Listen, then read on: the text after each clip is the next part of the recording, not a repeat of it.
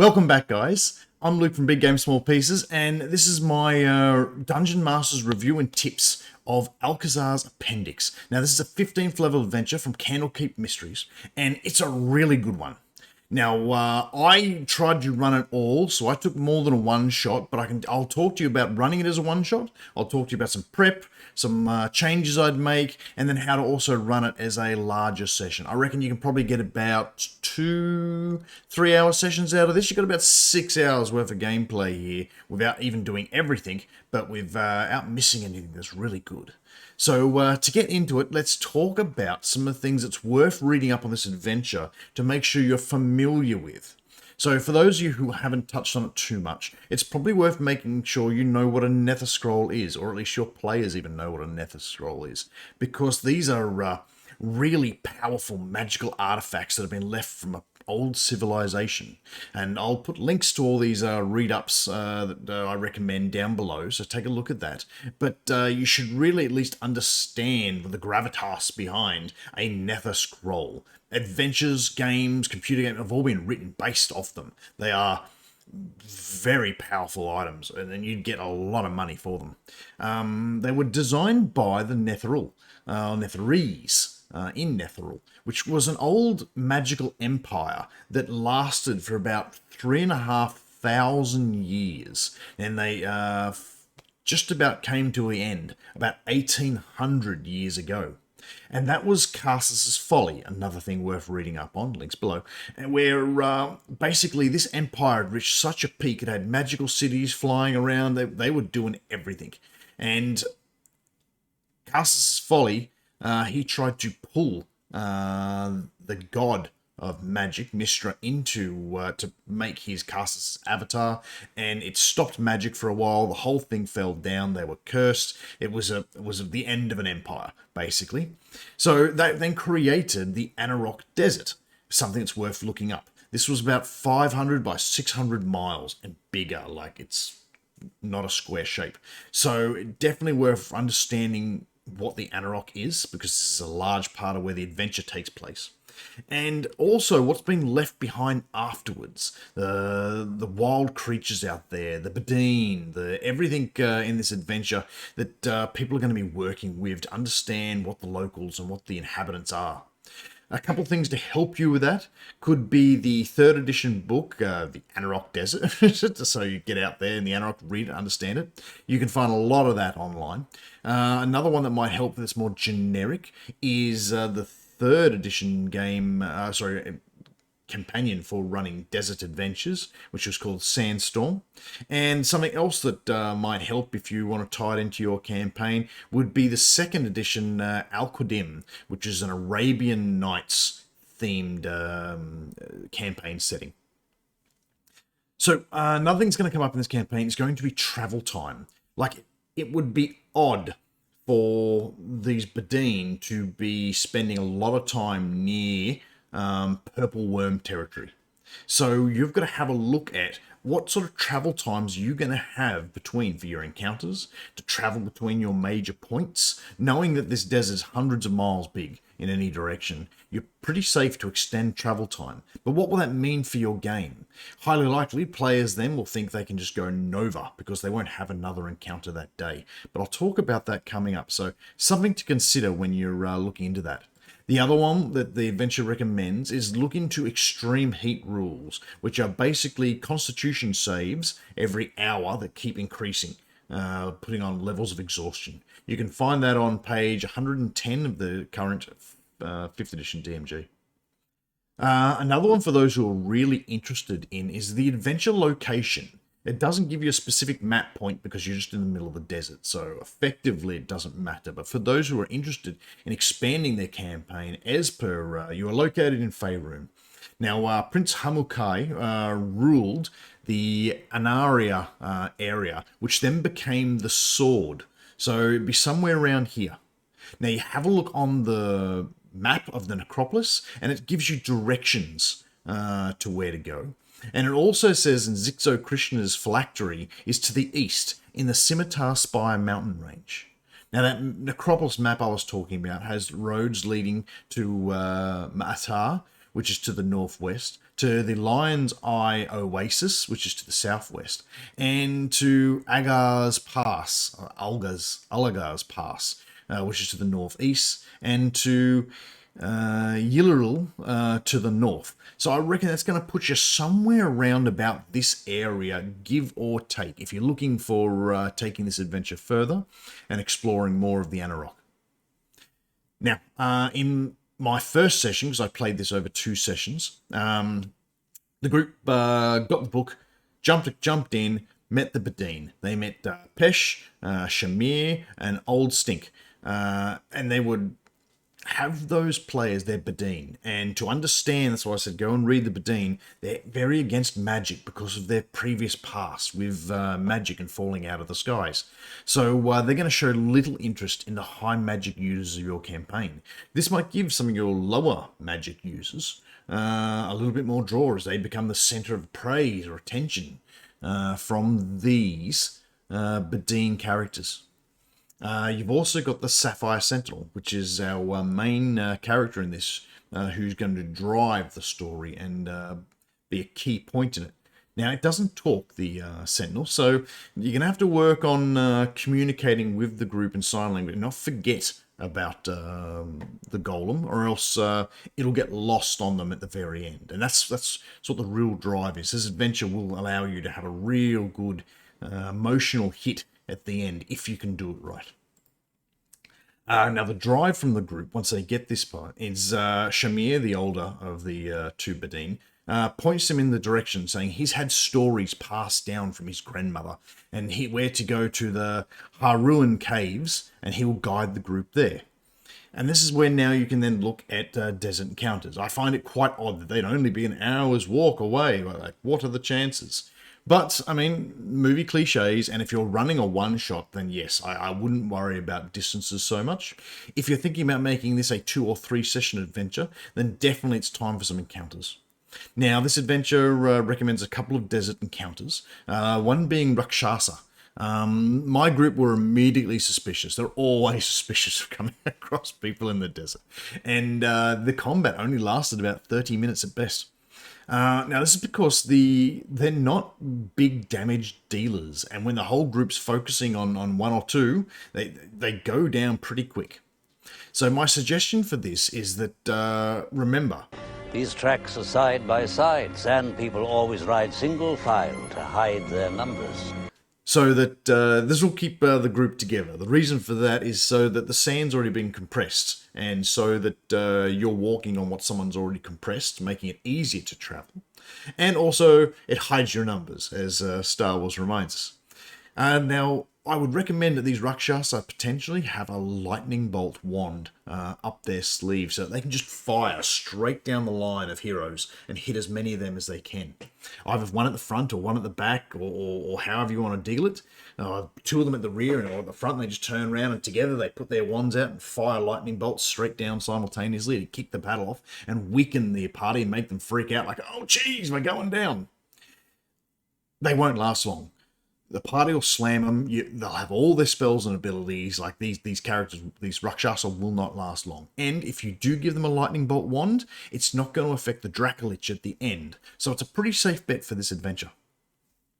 As for the Cyclopses, I thought they were fine.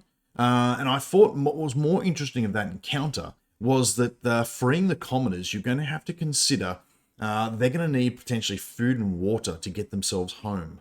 Can the group give up those resources and deplete their own to give to these people to then travel back home? What do they have? High-level characters might have good berries and lots of things and think they can just give out endless water skins and all sorts of stuff to enable that. But it also could become an ethical choice to give up resources for someone who's not giving you anything. These are heroes we're playing with, and these are the quick questions that you should be throwing at the group that could be resource depleting and ethical decision making to argue amongst the group and decide what they're going to do. So I like that one. It wasn't too bad. Our next one was a Sphinx Riddle, where my group just got straight away. There was no concern there. Now, at the end of this, they got the lightning resistance because the riddle's answer was lightning, funnily enough. If you wanted to change the riddle out, you'd be looking for another one with lightning to continue the way the adventure's designed. But you could also, if you found that heat was causing you an issue and you didn't like to use the heat because of the exhaustion levels it was putting on players and things like that, then maybe fire would be a good resistance, because as it states, like, anyone who's fire resistant doesn't have these issues. So that could be a good one to free the characters from the having to put up with the desert. But then again, you're just now taking away everything that made this environment tough and a challenge for level 15 characters. So choose wisely what answer you choose for a riddle to get them onto that.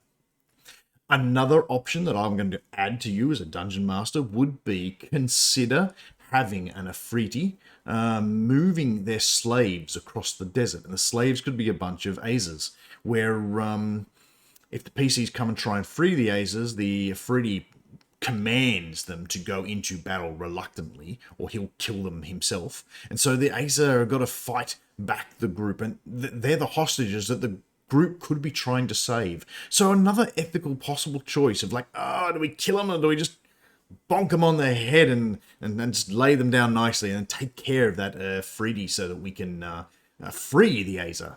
Because if you look up into the story of them, yes, the Afriti enslave the Azer all the time, so it's a very good one to use. And if you really want to ratchet up the combat, put 2 Afriti there, and that will that should challenge the group. Next, the group comes to Haruun, and this is the Hall of Rainbows when they finally get there. So at this point, we've got a whole bunch of murals to read, and my group were able to get in there, read the murals, and then they triggered the worm, and they all ran out, and they gave themselves enough time for them. When the giant worm popped up, they all just blasted that thing. That combat lasted 10 minutes. I was surprised how quickly my purple worm image that I got went down so quickly. So once again, if they've had time to rest, if they're prepared, and if they're not getting exhaustion levels, they're just going to blast things. I would recommend that once they're in, they start reading the murals, they feel the vibration, like when they're 2 murals in, they're like, oh, geez, quick, everyone, hurry up and read a mural. And as they're racing out, they're trying to read the murals and try and understand what's going on. Things are vibrating and such. Then all of a sudden, as they've read the last one, they've understood the story, and you know the players understand the story, because if you were standing there, you'd pick it up a lot quicker than maybe you explaining to someone at a table. That's when the worm bursts through the mural, exploding it out as it comes out to grab one of the players and pull them back in or something like that. And that's when another one comes up. The worms will be able to multi-attack, and the group should be able to take them out if they're not doing horrible and you haven't just stacked every encounter to happen within a 6-hour period, sort of thing. So it should be a really good fight, a little more better than the way I ran it, where they ran out, they prepared, and then they just slammed the thing as soon as it got there. Held actions, the whole thing. Like, don't let them do that. It goes down. It's not that strong. So have a juvenile worm and a large one, or 2. Come up with something that's going to be combat suited for your group and their needs. If you're running this as a one-shot, no, don't worry about making a big one. Just pop the worm out there, they'll blast it, and you'll be able to continue moving on. And that was the end of my first session. And that was about 3 hours. Next, we played the week later, and the group continued to travel to the Necropolis from that point. From there, we had the optional encounter with the Dragon Tortoise. Now, my group loved this. Getting involved with a Shawinga and finding out with them and staying the night and cooking up and food. They even dropped a portable tree, which they left there for the Shawinga to enjoy for the rest of their time. They did all sorts of things. They enjoyed that. And the Druid really got in with Ogru, the dragon turtle. Now, when it comes to freeing Ogru, the book says, I think you've got to use a Dispel Magic on the chains. Well, my group wanted to use a Polymorph. Now, Polymorph's a higher level spell. And yes, you could say the magical chain shrinks with the creatures of polymorphs, and like, magic chain. We have to use the one solution that the game has told us by doing Dispel Magic. Cool. It's there for because the Golem can do that. So if your group come up with another solution, it's just one spell for another. Like, If they've thought about it and come up with a solution and it works, go with it. What it's just costing them a spell. Otherwise, they'll grow tired that you have only one way to solve this problem. That's railroading. So have a look at other ways they could do it. Be open-minded, and if they expend a reasonable spell slot, then yeah, you did it. You polymorphed. It's now a tiny little thing, and then you polymorph it back, and it's now with you. Now, Ogrul wanted to then return back to its ancestral home to reclaim its ancient territory after a millennia, which, I mean, these characters just freed it. It kind of owes them a little bit. Like, it'd still be sitting there. They've just freed it. I want my territory, but what's 5 to 10 days traveling with the group solving their problem, especially if the group promised then to help get it up to its ancestral territory faster than it could. I mean, casting gaseous form, windwalk or something on it's going to shoot that turtle off. It's going to get there a lot faster. The group will have these resources more likely. So bring it along. The group will remember the time they rode the giant dragon turtle tortoise all the way to here more than they'll remember not having it. So you'll make more memories and better games if you do things like that. And I'll talk about using it as an NPC later in combats coming up. So they then continue on their way and they get to the Necropolis of Azuma, where that's what we've got a few things in the area. You've got the, they can explore that area and you can make that more of a dead city, but once again, it's in the middle of the desert, it's unoccupied. It's been cleared out. If anything, there's just undead minions of Zixa Krishna hanging around. So I did like the Hands of the Dead idea, that just out of the sand, this hand comes up and grabs them on the ankles, slowing them down. And I used it on my monk who was out scouting around. He was able to just kick the thing and break it to pieces and then run off. But he was able to report, like, there's undead here, like, be careful. And that put the group on edge, and they had to start considering how they were going to do. You also run to the Consortium of 3, and it's the hats that give it away from the Muriels, in which case my group made the convinced them to join. And they were recruited into the group. Now, so let's do an NPC count. We've got, starting off, you've got Pesh, you've got Shamir, you've got Old Stink, the Bedines, you've got the Sapphire Sentinel, you've got Ogru, the Consortium of 3. That's 8 NPCs. And that doesn't include the ones that your party already brought with them. So here's some recommendations for dealing with that many NPCs. Now, but you don't want to be playing with 8 NPCs and like a dozen bad guys, and they're only playing with their own individual hero. You are going to get weighed out of keeping the game going with too many NPCs. So hand them over. So with the Bedine, I would consider having them put in a hideout or a upper position as lookouts over the Necropolis for signaling or whatever. And that's because they're only commoners and they're camel, they're not going to want to get into it. Now, the Sapphire Sentinel is a non-combatant unless attacked, so don't attack it, and it won't attack back, and it'll just stay back. So that's fine. And Ogru can't fit inside the Mastaba, unless the group uses some sort of magical polymorph shrink or some such. See how they play that one out.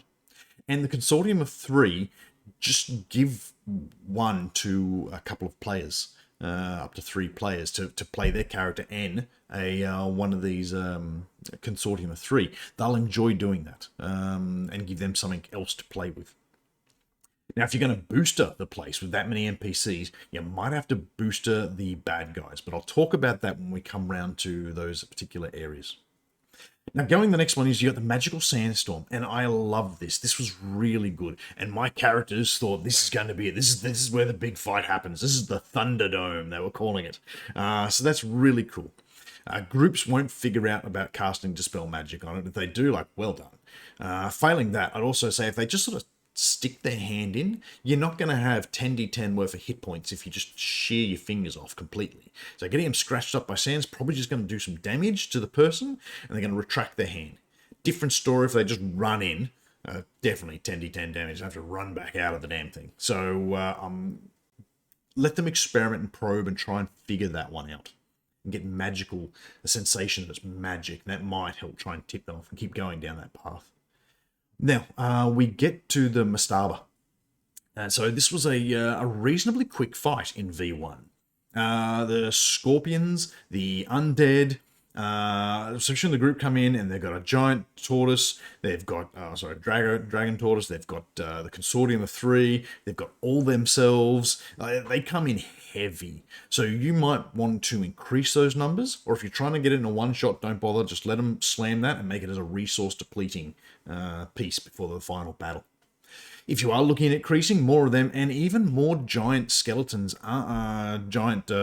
storm giant skeletons aren't going to hurt this fight.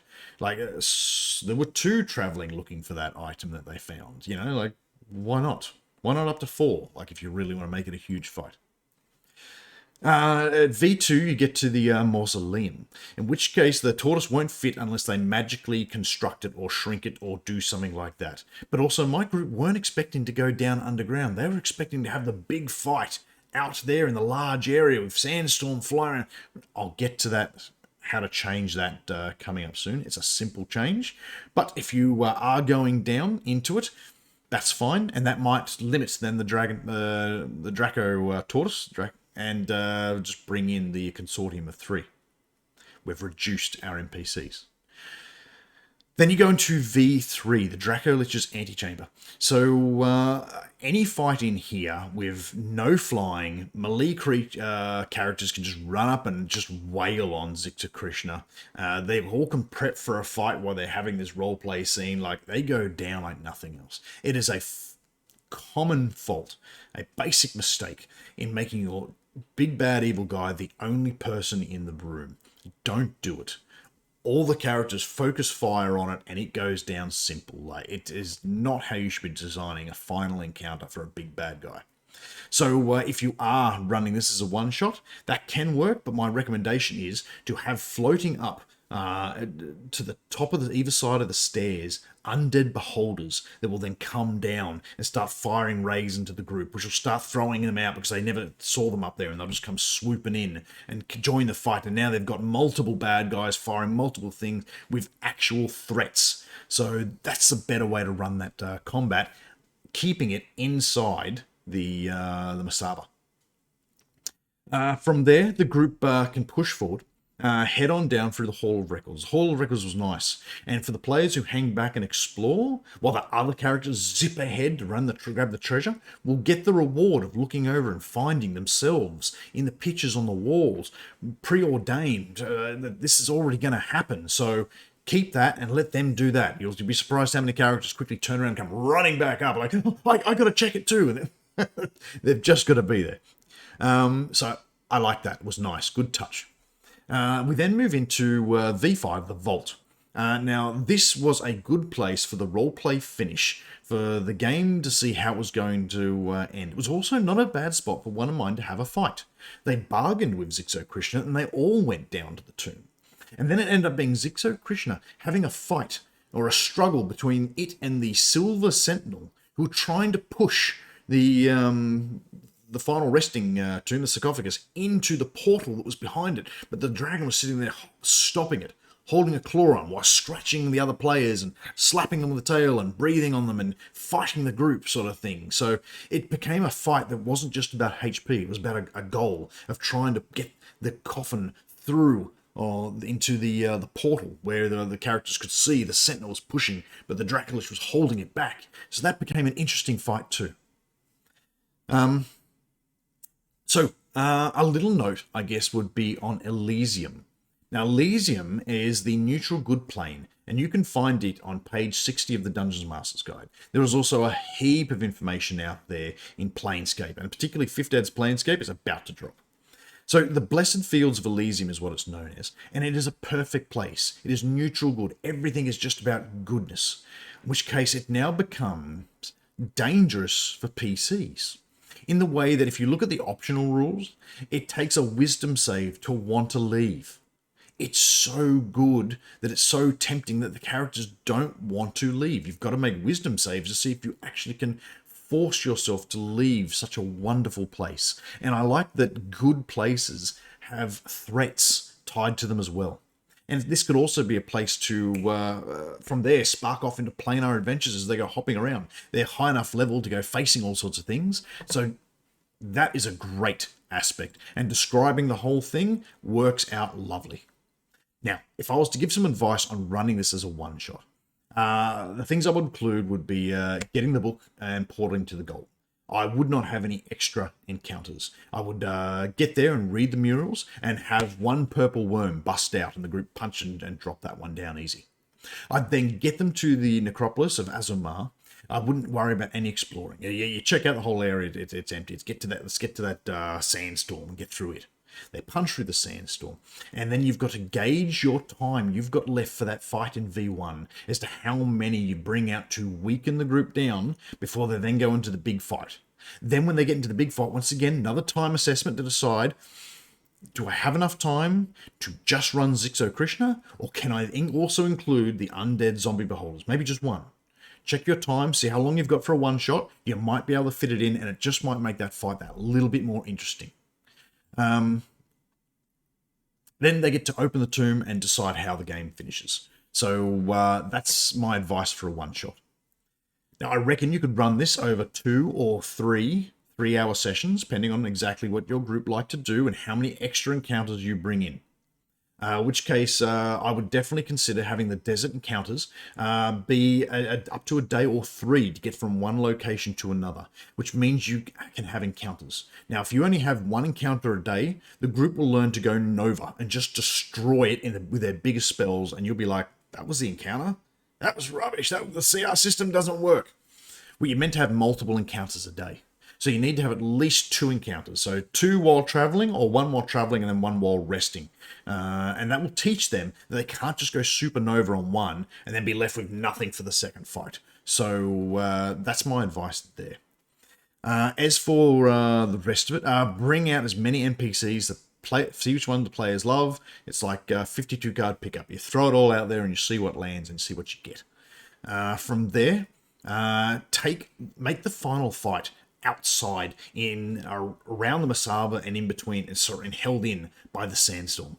So Zixo Krishna is going to sense the Golem's gem getting close and awaken.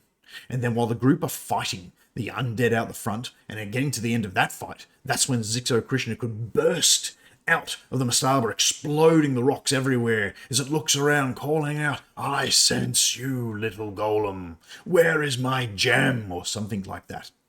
And if you want it, it could be followed up by more of those zombie undead beholders.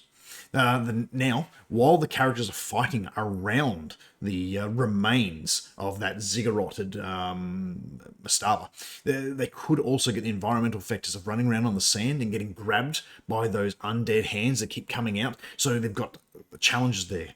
They've got the Sandstorm, which they can push creatures into and let them get torn apart. So they can play smart. They can hide amongst the ruined rubble and things like that and take cover from the dragon flying around, swooping, hitting them with breath weapons and flying around, or the zombie beholders flying about, shooting them with rays. And it would become an intense, huge battle. No matter what you're doing, it's going to be fantastic if you run it like that. I'm getting excited. I love it. If you're concerned about the number of NPCs the characters have on them, and those flame skulls are really throwing out your battle, Zixo Krishna can put out its fear aura, and that could then struggle and potentially turn the skulls back against the party. In which case, one of your PCs might find a better game and more interesting for them to try and make a connection to the creature and trying to get it to be like, no, don't turn. Remember what you're doing here. Diving out of the way as the flame skull keeps attacking. No, remember your prince. Remember this. Remember what your goals are. The character might find that a compelling thing rather than the fight, because maybe that's not for them. So you're offering them what they want, and they'll take what they want and they'll leave, and then you just move on with what they don't. So, this is a great adventure, and most of the reviewers rank this in the top quarter of adventures, if not like the top 2 or 3 out of this book. It's really good. Candlekeep Mysteries brought us some good adventures, and this is one of them. It's high level. You can run as a one-off. You can run as part of an ongoing adventure campaign. I've enjoyed running it. It's really good. And it only needs a few minimal tweaks that don't need a lot more maps that are going to make it that much better. So, it introduces locations. It introduces lore to the group. It has roleplay. It has exploration. It has combat. And it can be run as a one-shot, trimmed right down and still enjoyable. Or it could be run over 2 to 3 sessions. It is a great high-level adventure and can be inserted into most campaigns. As you can see, I'm a positive advocate of it. I highly recommend run it. And get out there and give it a go, and you will not be sorry. I hope you've enjoyed my ramblings on this adventure. I've enjoyed it. I enjoy talking about it, and I would I would run it again. It is a great adventure. So if you've liked this, please like, subscribe, do that YouTube thing. Check down below for links for further reading on the adventure, and learn as much as you can about this and really bring it out. This adventure is set up for it, and you will easily bring the most to your game with this one very easily. My name's Luke from Big Game Small Pieces. I've loved having this time with you. I'll catch you next time. See you later.